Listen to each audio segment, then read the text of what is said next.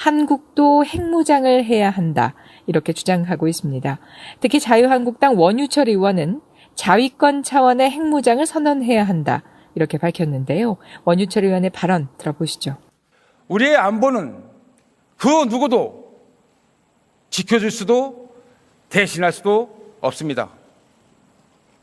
결국 북핵 위협은 우리가 주도적으로 해결해야 할 우리의 생존 문제이기 때문입니다.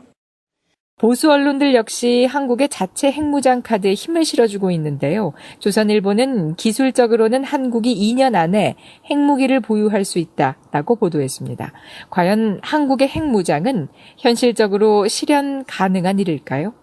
먼저 우리나라는 핵 확산 금지 조약 NPT에 가입돼 있습니다. 이에 따라 핵무기 개발이 금지된 상황인데요. 핵무기 개발에 나서려면 NPT를 탈퇴해야 하는데 이 경우 북한처럼 국제적 압력을 받는 것은 불보듯 뻔한 일이죠. 또한 한미 원자력 협정에 따르면 한국은 원자력 사용에 대해 어떠한 군사적 목적도 포함하지 않는다라고 규정되어 있습니다. 실제로 지난 2000년 우리나라 과학자들은 극소량인 0.2g의 우라늄 농축 실험을 실행한 적이 있는데요. 이에 따라 2004년 한국은 국제원자력기구 IAEA로부터 사찰을 받았죠.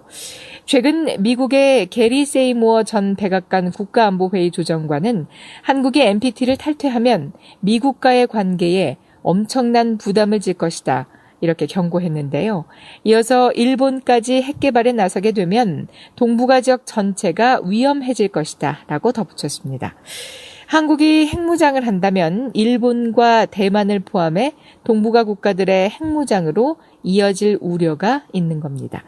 무엇보다 한국은 수출 의존도가 매우 높은 편인데요. 국제사회로부터 무역 제재를 받는다면 한국은 막대한 경제적 피해를 입을 것으로 우려되는 상황입니다.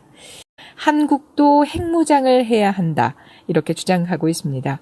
특히 자유한국당 원유철 의원은 자위권 차원의 핵무장을 선언해야 한다. 이렇게 밝혔는데요. 원유철 의원의 발언 들어보시죠.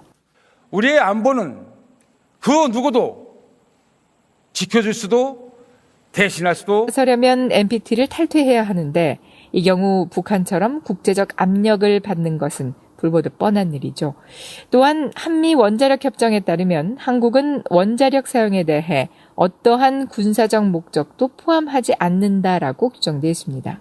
실제로 지난 2000년 우리나라 과학자들은 조선일보는 기술적으로는 한국이 2년 안에 핵무기를 보유할 수 있다라고 보도했습니다. 과연 한국의 핵무장은 현실적으로 실현 가능한 일일까요? 먼저 우리나라는 핵 확산 금지 조약 NPT에 가입돼 있습니다. 이에 따라 핵무기 개발이 금지된 상황인데요. 핵무기 개발에 없습니다. 결국 북핵 위협은 우리가 주도적으로 해결해야 할 우리의 생존 문제이기 때문입니다.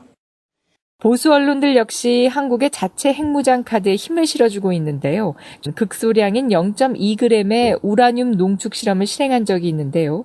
이에 따라 2004년 한국은 국제원자력기구 IAEA로부터 사찰을 받았죠.